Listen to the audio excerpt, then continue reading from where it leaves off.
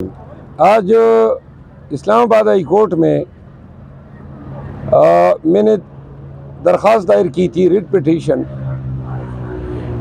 IG Islamabad, SSP operation और SSP CTD के ख़िलाफ़ मेरे घर में डाकाज़नी करने 18 फरवरी के सुबह 1:30 बजे के लगभग 2 दर्जन मुसल्लह नकाबपोश सीटीडी आलकारों के साथ मेरे घर में ज़बरदस्ती घुसने, मेरे घर के दरवाजे तोड़ने, मेरे 5 साल के बच्चे बहराम को नींद से उठाकर अगवा करने की धमकी देने, मेरा लैपटॉप उठाने और मेरे कुक 60 साला शेर गाजी को अगवा करने के हवाले से मैंने FIR की दरख्वास्त दी थी।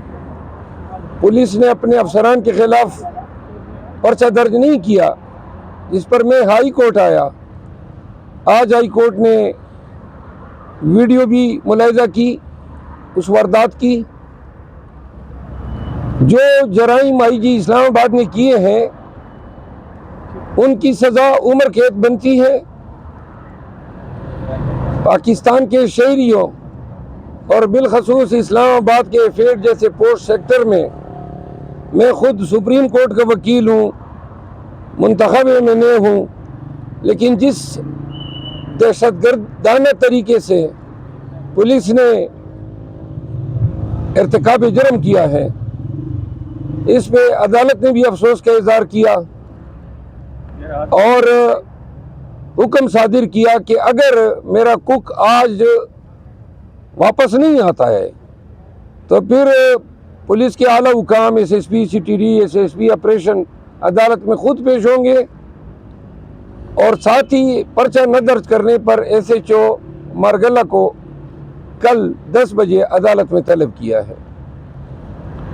ऐसे वाक़यात की रोकथाम ज़रूरी है।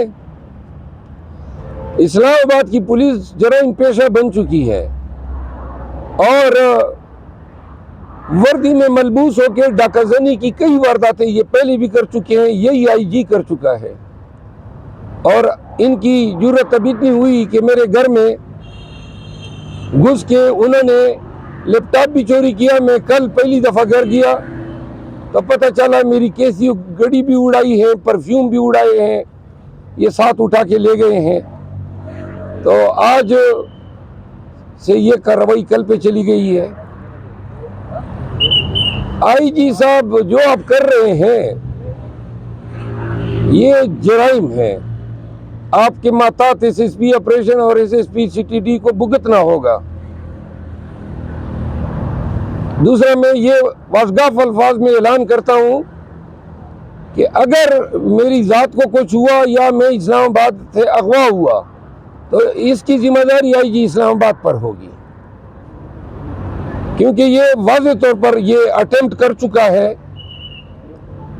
मैं इस मामले को नेशनल असेंबली में भी उठाऊंगा, इस मामले को मंतकी अंजाम तक पहुंचाऊंगा।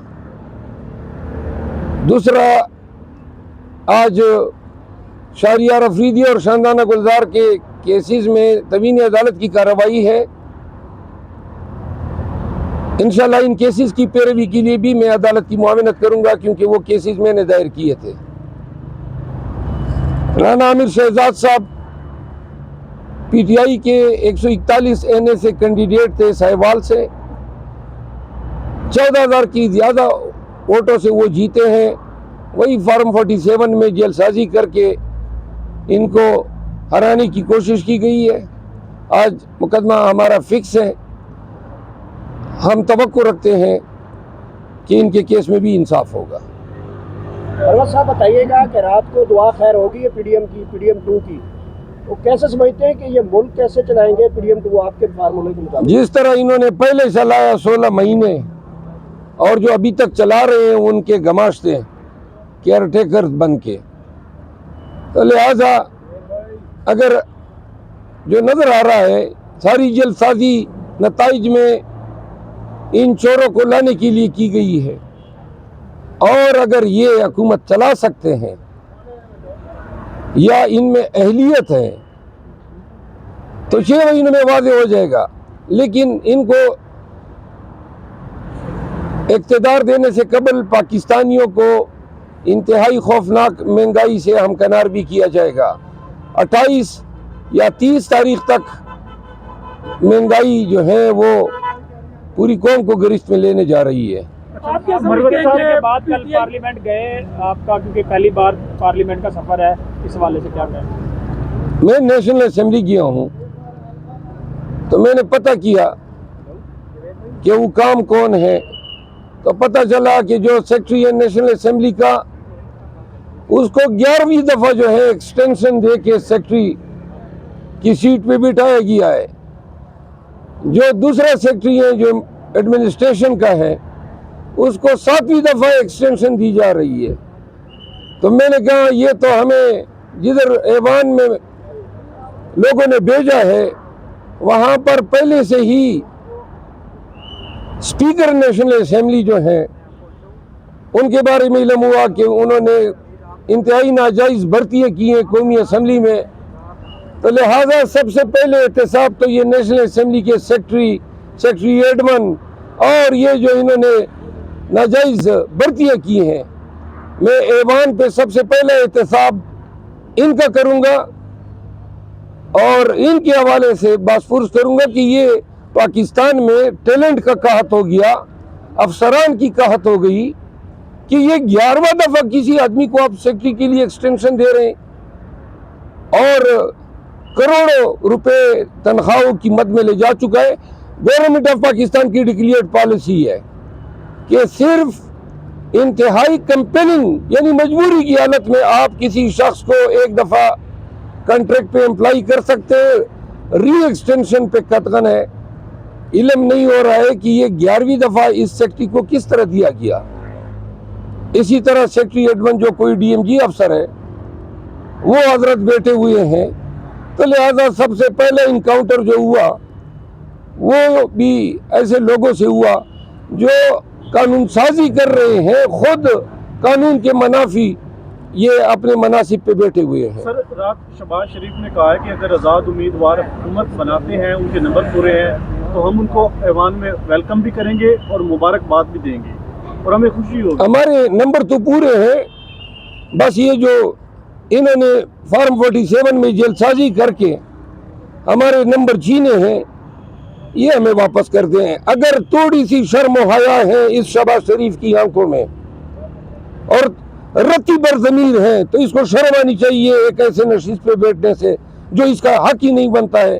इनको इल्म है नवाज शरीफ अपनी सीट लाहौर की हारा हुआ है, मरियम नवाज जो नॉमिनेट हो गई है वजीर आला पंजाब, वो अपनी सीट हारी हुई है। आवा बिगड़ा हुआ है।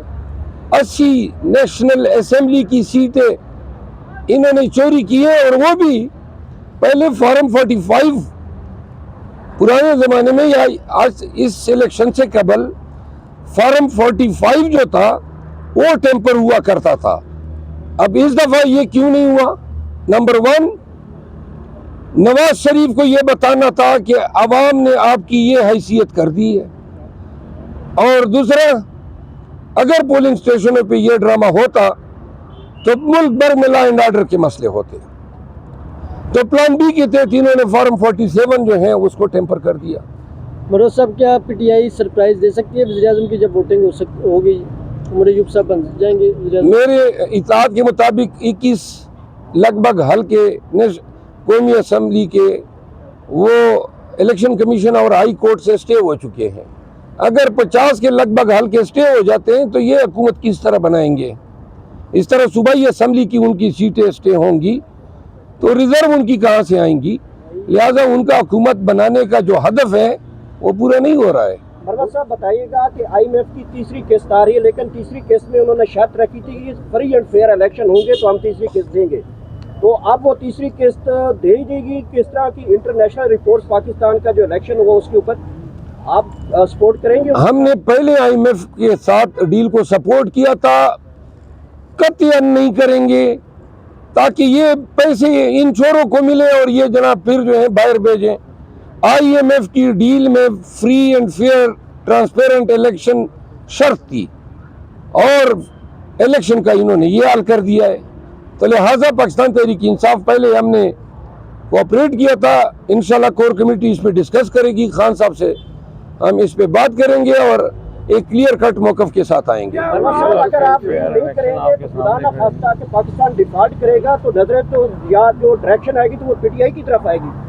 देखिए, पाकिस्तान तहरीक इंसाफ ओवरसीज के बलबूते पे रिमिटेंसीज की मद में इस मुल्क को इन माशी बदतरी से निकाल सकती है। दूसरी बात, अगर ये शर्त है कि जी कौम डिफॉल्ट करेगा और डिफॉल्ट से बचाने के लिए पीटीआई ने फिर कुर्बानी देनी है, हमारे लिए डिफॉल्ट से कबल और तमाम चीज़ों से अव्वल तर जो है वो रूल ऑफ लॉ है। जिस मुल्क में, जिस रियासत में कानून की हुक्मरानी न हो, वो अखलाकी तौर पर भी डिफॉल्ट कर चुका होता है, कानूनी तौर पर भी कर चुका होता है। अगर रूल ऑफ लॉ नहीं है, 10 दफ़ा ये मुआशी तौर पर डिफॉल्ट कर जाए, लेकिन मुल्क को ज़रूरत है रूल ऑफ लॉ की। अगर रूल ऑफ लॉ कंप्रोमाइज होती है मुआशी डिफॉल्ट पे, हमारी तरजीह जो है रूल ऑफ लॉ होगी। बहुत शुक्रिया सर, थैंक यू।